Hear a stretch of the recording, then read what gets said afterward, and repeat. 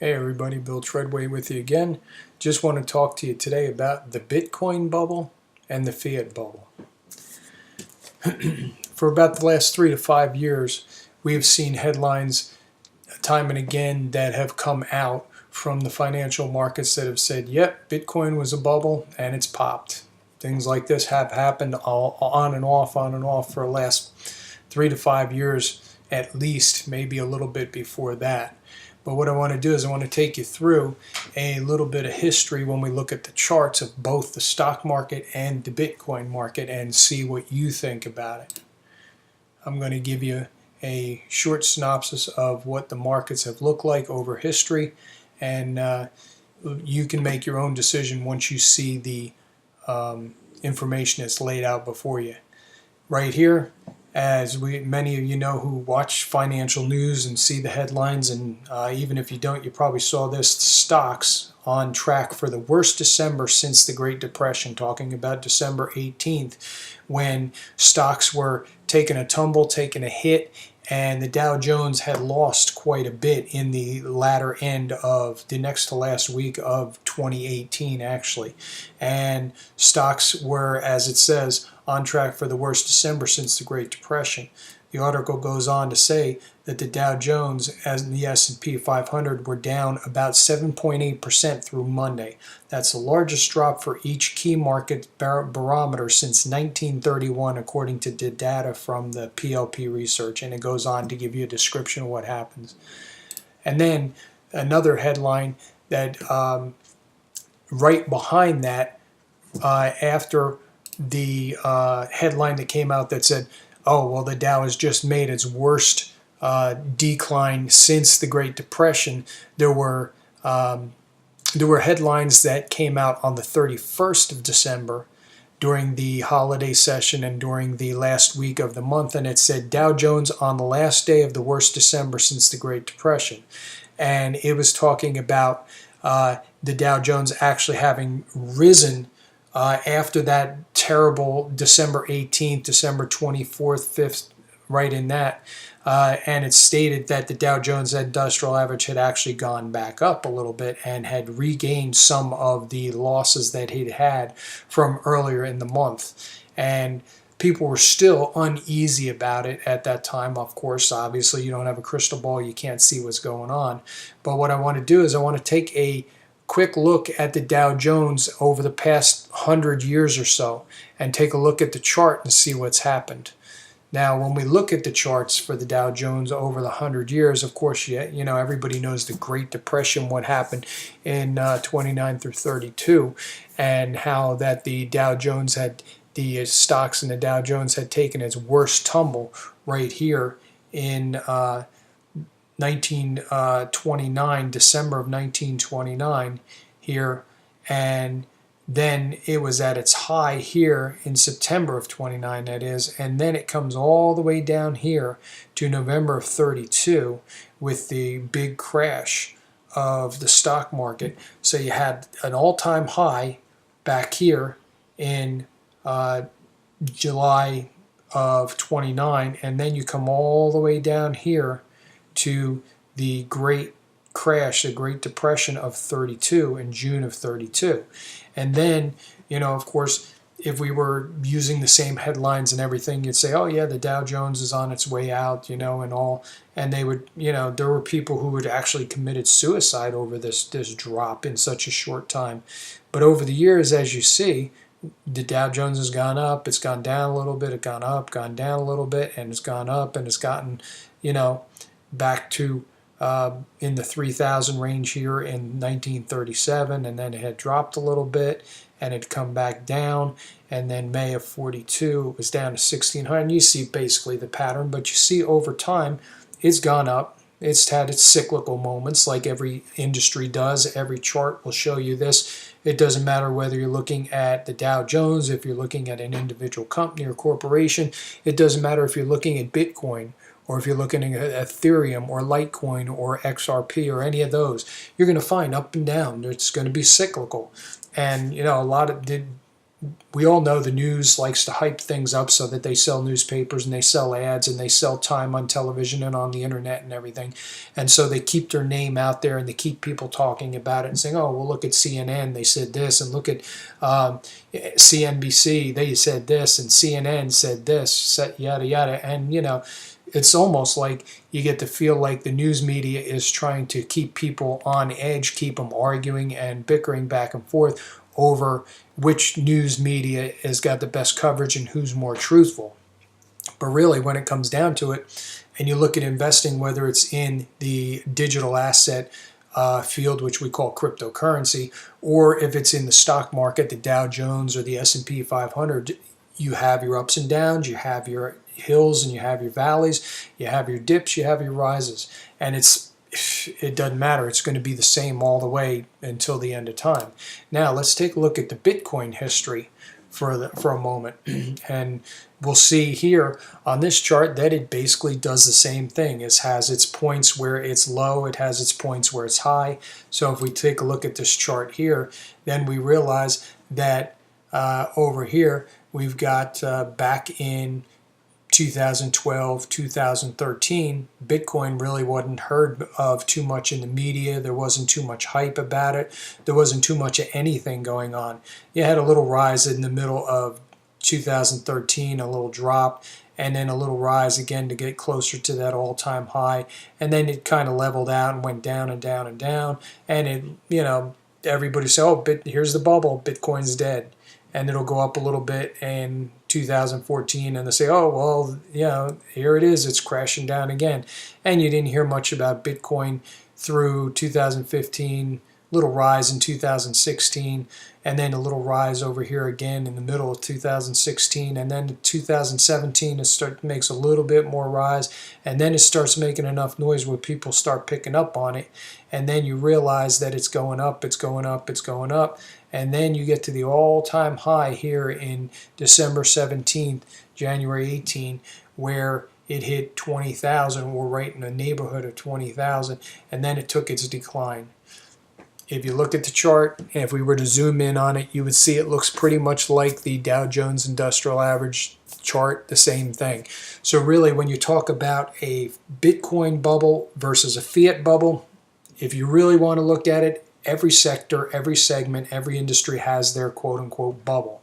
But the question is, has Bitcoin reached its all-time high and it's done and it's not going to happen anymore and it's not going to go up to 20,000 again and everybody who got in and bought in were just fools? Well, that you're going to have to make up that decision for yourself, and only time will really tell the price of Bitcoin and digital assets in general, or cryptocurrency as you may know it, and you'll have to let that, do your homework, find out about it, make your own decision, and see if you want to invest in, or if you want to continue to invest in Bitcoin and cryptocurrency and digital assets, if that's what you're looking towards, or if you're in the traditional stock market, if you actually want to continue to stay there, or if you want to kind of split your time between the two and split your funds between the two. Now, as we go on and as we look at the next chart here, we're going to find out that Bitcoin, as we see it on this chart here, here's another chart about Bitcoin history. And you'll see that Bitcoin pretty much, as we take a little bit closer look here, that Bitcoin from August of 2010 was at 0.06, 0.07. Then you had a little rise here in 2014, hit 817, and then it started to go down. And 2015 it was down at 288, and 260, 250, 40s, 230s, and then it started to go up a little bit and up a little bit, and then things started to pick up and people started to get interested in Bitcoin and cryptocurrency, and then you started to see it go up and go up and go up, and then it hit its apex here at its all-time high of right in the neighborhood of $20,000, and then it took its momentum crash, if you will, or the bubble burst, as some of these people like to proclaim. And you'll notice too, if you would go back and take a look at the history of the news organizations that were doing the Bitcoin bubble, and it's burst from 2017, 18, even up until today. And they're saying Bitcoin is dead and it's a bubble and it's popped and it's never coming back. Well, it's quite interesting to consider when you look at that. You want to consider something too. When you're talking about the news media and you're talking about markets and the hype that's put out there and all the blah blah and all the hoopla that's put out there, you want to consider something. These guys are in it to make money. You're going to have to consider too that the segments of these industry and the players in the industry as well are in it to make money. They're in it to win it, if you will. And if you take a look at the people who are putting their money into cryptocurrency, into digital assets, into Bitcoin, whatever title you want to call it, you're going to find out that there's a lot of big players in it. I just saw an article yesterday that stated that in the United States there are 150 universities and corporations and things like that that have endowments. There are 150 endowments in the United States, and as of right now, 141 of those have put billions and billions of dollars into one of the digital assets, which is called XRP, from a company called Ripple. And we're going to take a quick look at them a little down the line. But here's what CNN said about the bailout. Now remember, back in 2007, 2008, and 2009, we were in such a state that the U.S. government went to the president and says, oh, we need to have these billions of dollars, we need to have billions and billions of dollars printed up so that we can bail out all the corporations and all the companies on Wall Street, basically, and so that we can make sure that America sustains itself. Well, here's a list from CNN about some of the companies that the U.S. Treasury bailed out. Wells Fargo got $25 billion. State Street Corp got $2 billion. Bank of America got $15 billion. J.P. Morgan Chase got $25. Citigroup Corp got $25. Morgan Stanley got $10 billion. Goldman Sachs $10 billion, and the list goes on. And you can look at these here, and you see that they're mostly, basically, they are banking. They are banking corporations. And as you go down the list, they're banking corporations, and they're banking corporations. And $200 billion of the bailout went to these banks. And these banks were supposed to go and take this money and put it back into the economy so that the economy would thrive. Well, the economy didn't thrive for a long time after that happened. Now, you may ask yourself, well, what happened to lead up to the bailouts here? Is it possible that America got into such a terrible state that we would have to have the government actually go and print money and then give that money to these banks so that they could loan it out to be able to build up the economy again? How did we get to this point? Well, we got to this point because way back in 1971, President Nixon, he went and he did something that started us on this slippery slope. He went and he ended the U.S. dollar's dependency and the U.S. dollar being tied to and coupled to the gold standard. And he and his administration basically went and uncoupled the U.S. dollar from the gold standard. The first paragraph here reads, President Richard Nixon's action in 1971 to end dollar convertibility to gold and implemented wage price controls were intended to address the international dilemma. Get that, the international dilemma of a looming gold run and the domestic problem of inflation. So basically, he and his administration saw a global dilemma of a gold run, because the U.S. dollar was tied to gold, and the U.S. dollar was 1/100th of an ounce of gold for $1. if I remember the percentages right. And he was saying that because of the international dilemma and because of the problem of inflation here at home in the U.S., they instated a new economic policy which marked the beginning of the end for what was known as the Bretton Woods International Monetary System. And basically, all they did was they put a Band-Aid on the problem. All they did was temporarily halted inflation. What happened at that point was the Federal Reserve now was basically given the ability to print money at will for every problem that came up in the U.S. government, every problem that the U.S. government had that they needed to have money for. They didn't have to worry about making sure that things worked out and the books stayed equal and they balanced out and everything. Basically, what was happening was when President Nixon uncoupled us from the gold standard, he basically gave the Federal Reserve an open-ended checkbook, a checkbook without reserves, and stated, hey, you have a problem, you have money problems, all you do is you just go to the government, you tell them, look, you need this, that, and the other thing, and then they'll have the Treasury print money for you. And that's what started us on the slippery slope of where we're at today. You'll notice, too, that along with that, we of course ended up having the fallout of 2008, 2009, where we had the financial crisis, where the government basically, like I showed you before, printed billions and billions of dollars, and they gave it to their buddies on Wall Street and in the banking industry.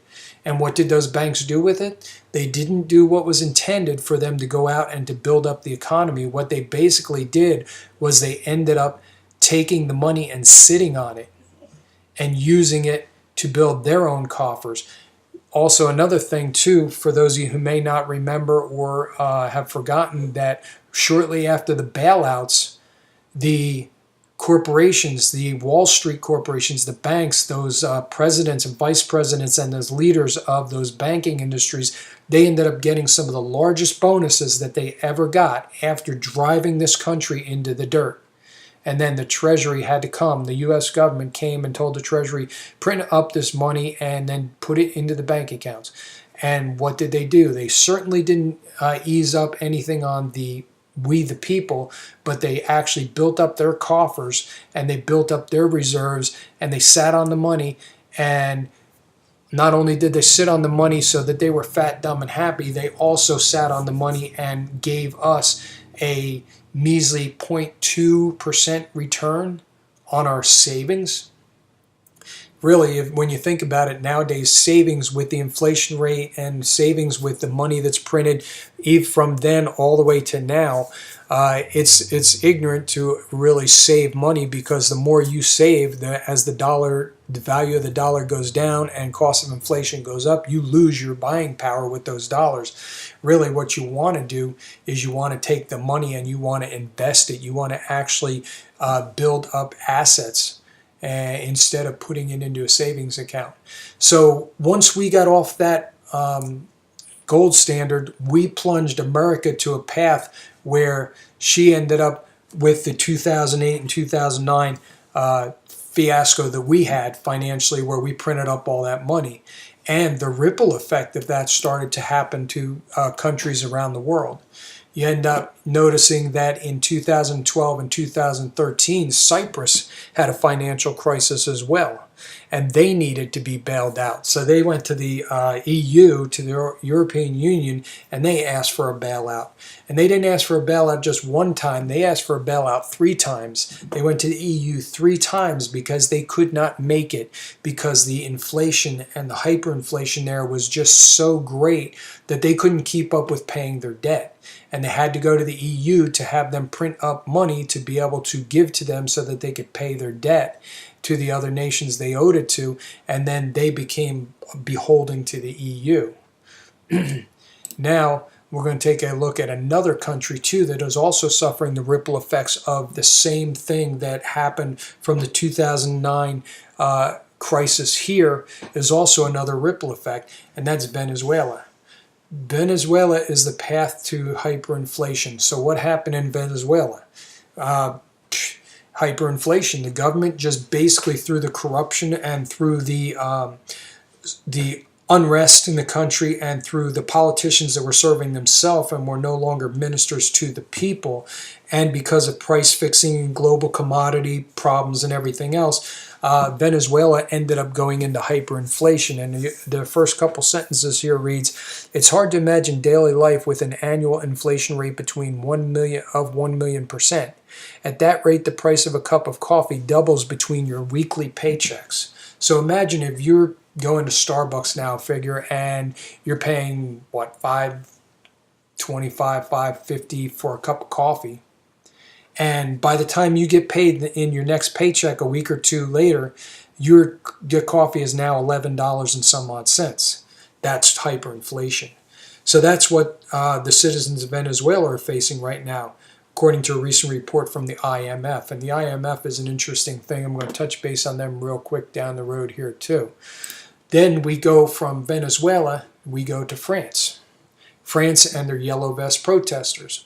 Well, the people of France had enough of the government being corrupt and doing their own thing and not worrying about the people and really driving their country into hyperinflation as well. The people said, okay, we've had enough. Now it's time for us to take things into our hands so that you, the government, know what's happening. Well, as we see by this picture here, it's the people are saying, okay, it's we the people who have the power, not you guys, and we're calling you to account for what you've done to screw up our country and to drive us in the dirt.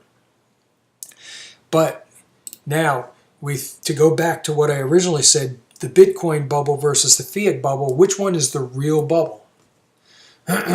Here's an interesting article from earlier this month, where it's on April 2nd. It says, it's hard to ignore Ripple, who is a cryptocurrency, is a digital asset. It's hard to ignore Ripple when the White House, the World Bank, the Federal Reserve, the IMF, and the central banks are involved with Ripple. What is Ripple? Ripple's one of the players in the cryptocurrency space, if you will, the Bitcoin space, for those who usually use Bitcoin as the general term. Digital assets is another term that's used in this space. It's hard to ignore them. What basically Ripple is basically a company that has a product, that a system that allows you to create and carry out cross-border payments. So let's say in this country here, if you have somebody from, say, South America who is working here on a work visa and has come through the system the way that they're supposed to and not illegally, and they've done everything right and they've got everything set, they can take some of their money from their paycheck and they can go to, say, a Western Union, and they go to Western Union, and that Western Union charges them so much of a percentage to send money to their family back home in South America. So let's say, for instance, that this person goes to the Western Union and they want to send $100 US dollars to their family in South America. Well, what they do is they go up to the courtesy counter, the customer counter there. They say, I want to send $100. They give them all the documentation, fill out the form, hand them $140 or $50, because the percentage on that is about 25 to 50%, depending on where you go and who you use for your transaction. And what is happening is Ripple, the company, using the token XRP, XRapid is the system that they're using. What they're doing is they're taking the remittance, the monies for their cross-border payment, and what Ripple is doing is they are taking it and they are making it cheaper and they are making it faster, because there is a system that's in place right now called SWIFT, which is about 40 or 50 years old, and maybe 30 or 40 years old. And they are using that system to send money. Now, the problem with SWIFT is that when you start to use that money, or when you send that money and you use that system, number one, you don't get a confirmation that the money was sent. You don't get a confirmation that the money ever made it there, so you don't know. And it can take anywhere from 10 to 14 days for that money to settle on the other side and the family members get it. The system of that SWIFT has right now is really not a money settlement system. It is only a message system, technically, where you're saying, yeah, here's the message saying, yeah, you sent the money. It's there in limbo somewhere, and it might get there, it might not. We'll let you know in about 14 days. And you go off, and the person really has up till the point where Ripple came in the game and created XRP, XRapid, and XCurrent, which is another one of their systems. The people using the system to send the money over the borders really didn't have much choice. But now with Ripple coming in as a digital asset, they have set up a system now, and it's being used in countries around the world, and they're laying their foundation right now, and it's amazing how this company is working, that their cross-border payments, their remittance is settled in 3 to 5 seconds at a 70 to 90% savings to the companies, which of course they've been passing on to their customers, and their customers love it. So the companies that have already started to use Ripple's XRP for cross-border payments have seen a 70 to 90% decrease in their costs for this, and they're passing it on to their customers, so much so that the companies that are not using XRP for settlement, they're losing customers, and the companies that are using Ripple and XRP are actually gaining market share in their area, which is pretty interesting. And that's the realm that digital assets are. Now, bringing it back to home here a little bit, it says here the Federal Reserve on here. Ripple, it's hard to ignore Ripple when the White House, the World Bank, the Federal Reserve, IMF, and the central banks are involved. Well, there is something in the U.S. government right now which has been reintroduced from last year.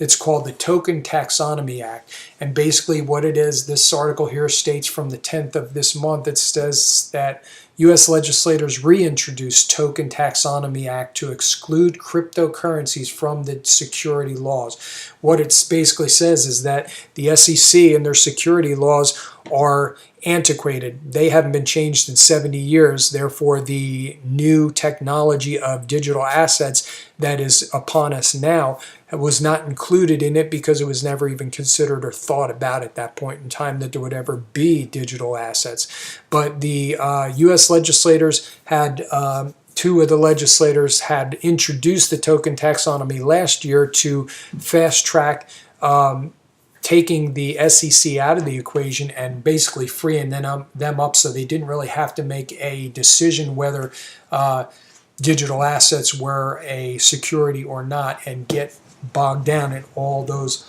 laws and all those regulations.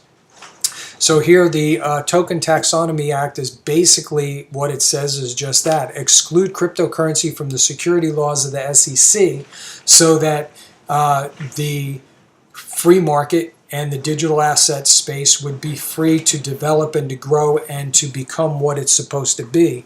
And the House of Representatives is taking this up, and it's in Congress right now. It is in the process of going through the steps that it needs to. So it's going to be interesting to see what happens and where it comes down on the next few weeks to a month or so. Of where the government of the United States stands, and they need to get themselves moving pretty quickly because there are other governments around the world that are already using digital assets and they're already seeing great results from it. Japan is one that's using them. You've got India that's getting ready to make some leaps and bounds there, although they've been kind of dragging their feet because they've been concerned with it. You've got Sweden, you've got the European Union, you've got a lot of countries there that have already enacted laws to use cryptocurrencies. You've got smaller islands like the Marshall Islands, smaller countries like the Marshall Islands that have set out to put legislation together. They've got legislation actually to use digital assets, and it's interesting that this is the way things are going. The big thing is that digital assets basically are taking the power out of the centralized banks and the centralized governments, and the only reason the governments are getting involved in digital assets is because they're looking at it and they're saying, oh wow, we're losing our hold on the people of our country. They don't know enough to take care of their own financial matters, but we do. We know what's best for them. And the great thing about digital assets is that it basically cuts the apron strings and the umbilical cord of the governments to the people to suck them dry. And once people realize what the blockchain, what digital assets are, what Bitcoin is, what cryptocurrency is all about, they're going to get on board, and this thing is going to swell so great that the other digital asset classes are basically going to be swallowed up by Bitcoin or cryptocurrency, the digital assets as I call them. And so I encourage you to take a look at it. Don't trust me. Go back, look at these articles. See what you can find, do your own homework, and come up with a game plan of how you want to attack looking at digital assets, number one, and how you want to acquire them. If you do decide that you want to acquire digital assets and you really have no idea, then you can click the link below and I will be able to give you information on that link below. Will give you information and we'll put you in touch with me and we'll send you to a link where you'll be able to start to learn about digital assets and how to actually get involved with digital assets and how to be able to acquire digital assets through exchanges. And it will give you the ability to start to get your feet wet with digital assets. For those of you who may already be in the digital asset space and maybe you've only been in a short time, you really are still getting your feet wet, but yet they're wet. You're just learning to go a little bit deeper. If you already possess digital assets and you keep them on an exchange, I encourage you to get your digital assets off an exchange and put them somewhere where you can know that they are secure, that they are in your hands and that nobody can infiltrate them. Nobody can touch them, and that you have complete control over them. If that's the case and you do own digital assets and they're not on a cold storage wallet, then I encourage you to look at the links below and to look at Ledger and to look at some of the other links that I have down there for storage wallets, and to investigate those as well so that you will be able to keep your cryptocurrency, your digital assets, your Bitcoin safe so that you know where it's at. Only you have the keys to get in to hold that and to be able to go in and go out of your digital assets so that there's no possibility that anybody could hack into an exchange and steal your digital assets, because that's a potential possibility too. It's happened over the recent years and people have lost everything that they've invested in.